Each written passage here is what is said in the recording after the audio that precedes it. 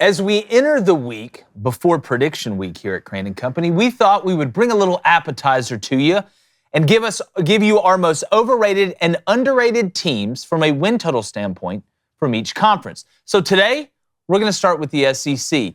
And I'm taking Ole Miss to win over 9.5 games. Now, this comes from betonline.ag, sponsors of our show, and we'll get to them in a minute. And I chose Ole Miss for multiple reasons. There's a couple good choices out there. They returned a ton of key parts from their breakthrough team from a year ago. They have a lighter schedule when compared to other SEC teams. And they're just so damn due for an SEC championship game appearance that they can taste it mixed with the beer in Oxford. But the main reason I am this confident about Ole Miss winning double-digit games in the regular season is that they're no longer a one-trick pony under Lane Kiffin. Now, it was a hell of a trick with the way Lane runs his offense, but when it comes to taking the next step, his teams never have in the past because they had no balance.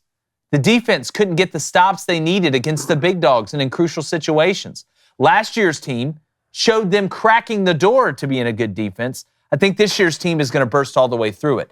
No longer is Ole Miss a punchline in the front seven. They just punch you, and they have depth. Now, if the offense isn't clicking, which is rare under this Kiffin-led regime, Ole Miss can now win games 20-17, or if it turns into a rock fight. We always say here at Crain & Company, the second best tility behind fertility is versatility. Yes, the schedule is somewhat manageable, seeing that your three hardest games are at LSU, Georgia at home, and either on the road in the swamp against Florida or at home against Oklahoma. So you can get away with having a couple bad days. So let's make some money while Ole Miss upgrades from the duplex to the suburbs. Take them over 9.5 wins during the regular season. And don't forget, sprinkle a little bit on Jackson Dart for Heisman as well. Wow. Speaking of quarterbacks, former Michigan quarterback David Cone, not the honorary captain for the first game. That's Jim Harbaugh, maybe down the road. Hey. Blaine Crain, former Western State, Colorado wide receiver.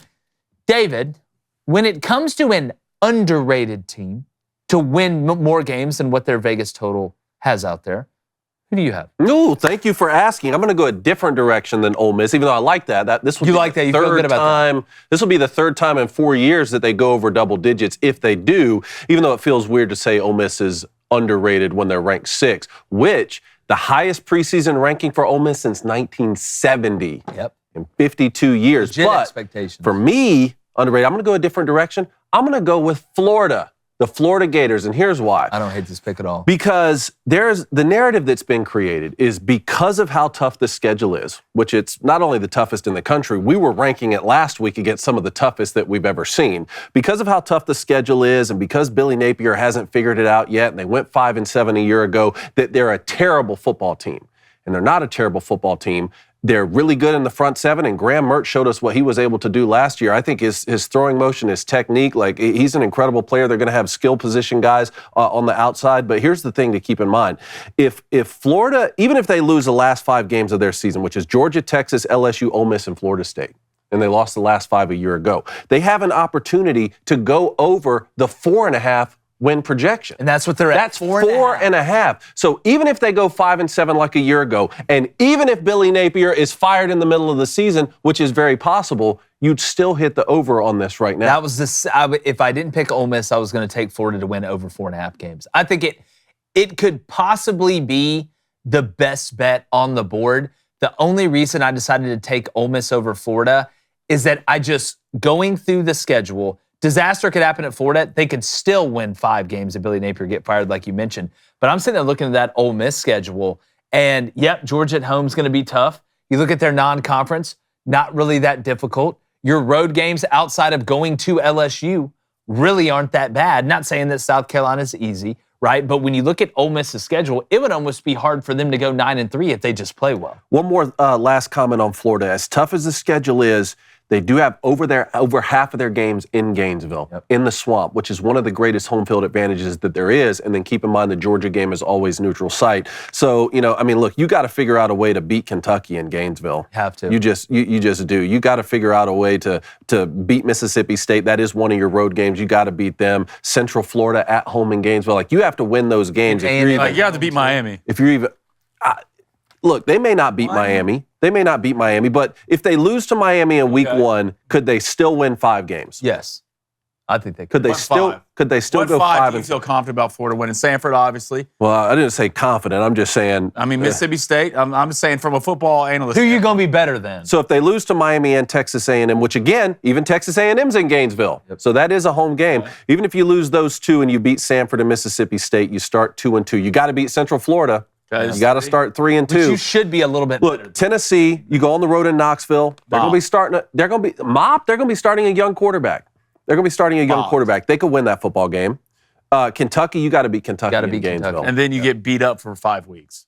That's going to be a tough stretch. We'll see. That's going to be hard. We'll see. I don't think it's a bad pick at all. Remember, the phone lines are open at 2:45 p.m. Central. We want to hear from you. Going to get to the chat in 1 second. That second just passed. Blaine, what team are you taking? And then let's get to the chat. All right. I'm taking the Tennessee Volunteers. That win total is sitting at 8.5 where I found it. And I mean, look at the ceiling of this team. I think Nico, can be a sleeper pick for the Heisman. I think he's that good. I think that there's not a ceiling on this kid. You have a top 5 pick on defense on the front 7. Your secondary, you're replacing a lot. But I do think right now, defensively, if Tennessee can get it together in the secondary, not be a disaster, then you look at their schedule, there's certain games they can win. You have Alabama at home. All right, if you can turn that into a scoring match, I like Tennessee in that game. You go on the road at Georgia, that's going to be tough. But Oklahoma on the road, not proven yet. In a new conference, we'll see. NC State early, week 2 is going to be interesting. It's going to be tougher than what people think. Yeah, I think Tennessee right now sitting at that 8.5 total mark is a good bet because I think Tennessee's ceiling and with the young guys that they have can actually make a splash in the SEC. We'll see. I guess it all comes down to who Nico is this year. We're going to start it off in the chat. Hit that like, hit that subscribe button. If you donate, it's on topic. Again, I will say this too. We're almost to 150,000 subs. I think we're at 145 right now. So if you have, number one, we appreciate it, guys. That's incredible. We want to get to 150 before kickoff. All right, let's go to Jerry Moore. Jerry, what's up? He says, Hotty Toddy, Pascagoula, Mississippi. Got to love it. How much do you trust the defense this year? As much as I've ever trusted an Ole Miss defense, ever. Now, again, I am not coming out here saying I think Ole Miss is going to have a top 5 defense in the country. Who the hell knows? They could. I don't think they're going to, but they don't need to, right? Last year's defense, we talk about being number 1 in turnover margin, top 3 in disruption rate in the backfield, which is a fantastic stat to be top 3 in. I think they've added even more depth up front, the front 7. I like the way they're pieced together. I think Pete Golding is one of the most underrated coordinators in the country. He got somewhat of a bad rap at Bama, giving up 19 points a game one year, I remember. I get it, it's Bama. You shouldn't give up a lot of points, but I don't think people on the outside really understand how good of a coach that Pete Golding is. But having that depth, and then the funniest part is, I think having that defense is actually going to make the offense even better because they know the pressure is not on them to go out there and score 50 points each week. I know Lane Kiffin wants to do that. Ole Miss fans want to do that. But the difference in this Ole Miss team is I think they can go toe-to-toe up front with just about anybody when you look at the starters and from a depth standpoint, or at least long enough to let the offense win in the game. So I think they should be a top 20, top 25 defense to me. And if that's it, that's all you need.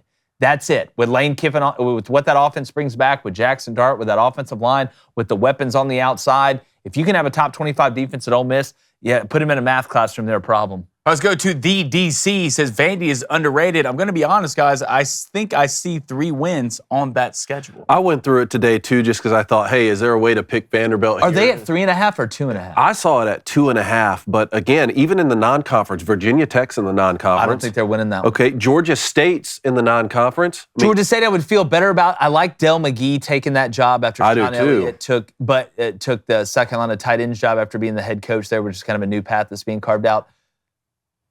Losing Granger at quarterback hurts them a ton if you remember watching Georgia State last year. They've had a couple really good transfers in because it's Del McGee, but that team, I think they're a couple years away. Well, I get they're no Georgia Southern, but still. Yeah. Alcorn State, Vanderbilt does have Alcorn State. Ball State, Georgia Southern, and Alcorn State. No, Georgia State, not Georgia Southern. Okay, let's get Ole Miss plays Georgia Southern. Oh yeah. But anyway, I did look through Vanderbilt today. What about overrated right now? Who are you guys taking? And this is it's funny because you say a team and then immediately people think, oh, you think that team's not very good. And this is just in the SEC. This is just in the SEC.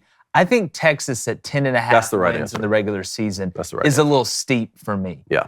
For a couple reasons. Not that Texas can't be good. Yeah. But you go play Michigan on the road, right? You should be able to handle Colorado State, even though I do like Colorado State plus 35.5 in that game. Then you look at the schedule they have in the conference, which isn't the toughest. It's not easy. I just think 10-2 is very, very likely for Texas, especially if you go up and lose to Michigan, because that only gives you one game to be able to lose in the conference, and you do play Georgia, and you have a couple other ones, including the Red River Shootout with Oklahoma, which is now a conference game. I just think if I'm going best value to quote-unquote say they're underrated, I think Texas gets in the playoff at 10-2. I do too. But as far as a win total from betonline.ag, I would bet under 10.5 wins, probably land on 10-2. That's the right answer. Now, if Tennessee were at 9.5, I would take Tennessee, because you'd be asking them to hit that bet. You'd have to go 10-2. They did that in a year when they had Hendon Hooker, right?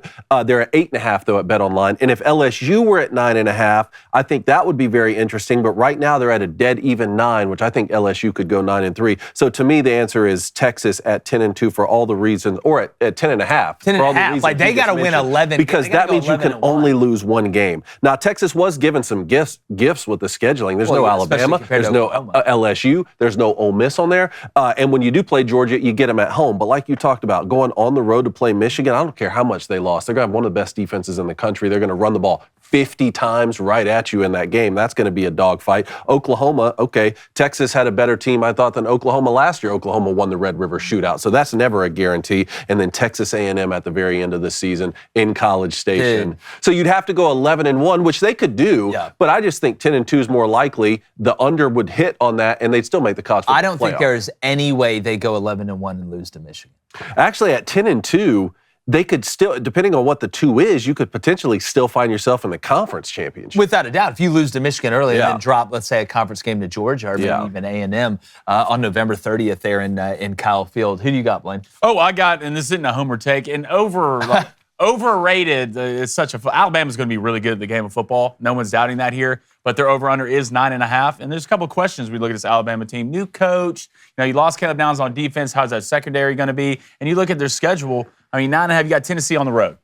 I don't care. Either way you cut it, that's not going to be an easy win. You get Georgia at home. Good luck. We'll see. But then you have LSU on the road. You have Missouri at home, number 11 team right now in the nation. Then you go Oklahoma on the road at the end of the year. I do see 3 losses in this schedule. Hell, Alabama could go undefeated. Would anybody be surprised here? No, they wouldn't. But there are going to be 3 games that's going to come through that are not going to be a walk in the park for Alabama to win, with a new head coach, with a lot of questions rolling into the season, and something that we haven't seen Kalen DeBoer do at Alabama yet. So I do think the questions there brings the reality of them maybe losing 3 games. What's up, YouTube? Football is here. We're ready for it. If you aren't subscribed, what are you doing? Wake up, grow up. Let's figure it out. Let's get our lives together.